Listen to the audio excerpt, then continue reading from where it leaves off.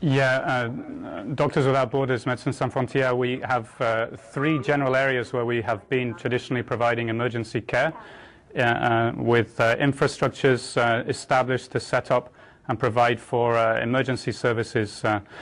All of those three centres have been severely affected in the earthquake, and none of them are in a condition that we can use. One has completely collapsed. Two others are so structurally damaged we cannot use them.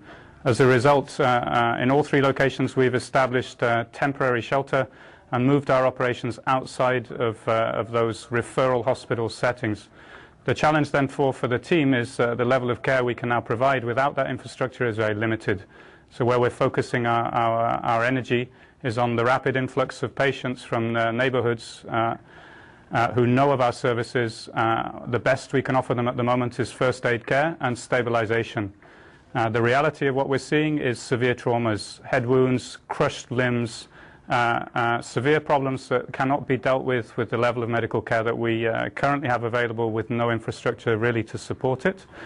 So our major priority and focus is to re-establish as soon as possible a secondary level surgical capacity in the country. That I think just gives a general snapshot of where we currently are. We have altogether around 800 staff, medical staff working in Haiti. 30 of those are international.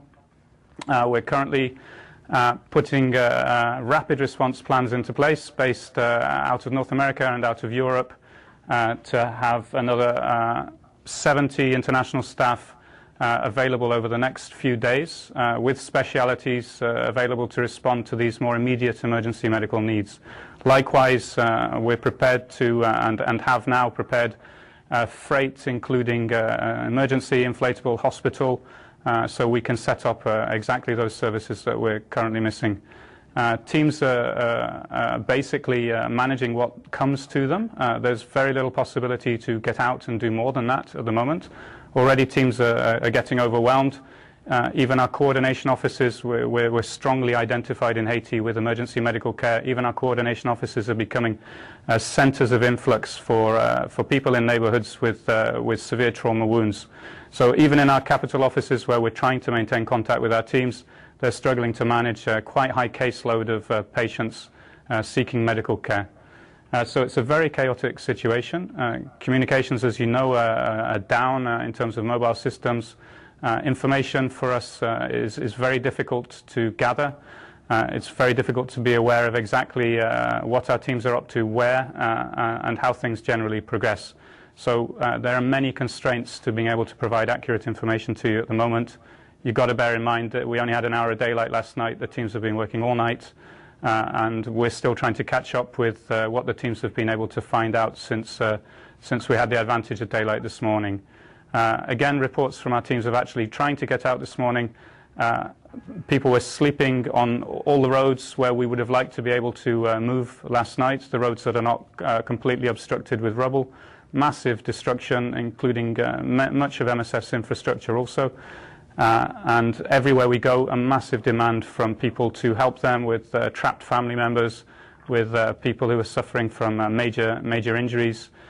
So you're on the streets, you're getting mobbed, us particularly because we're identified with that kind of medical care. So we have not accounted for all of our staff. We're very concerned about the welfare and safety of our staff, both international and national. So we have not accounted for all of our staff, and we're making every effort to do so. We're in direct contact with all of the family who have family members working with Médecins Sans Frontières, Doctors Without Borders in Haiti.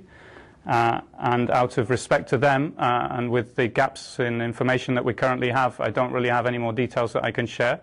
But this is a major focus, a major priority for the organization. Likewise, for our national team members, many of them were involved, were working in structures that fell apart during the earthquake. Many have families who live in very precarious conditions anyway in Port-au-Prince. So a major concern for them is what has happened to their families. So they're also trying to establish that in addition to supporting the emergency care of the organization. So that is for us one of the key pillars that we're trying to work on right now, and I don't have all the information yet to brief you more thoroughly.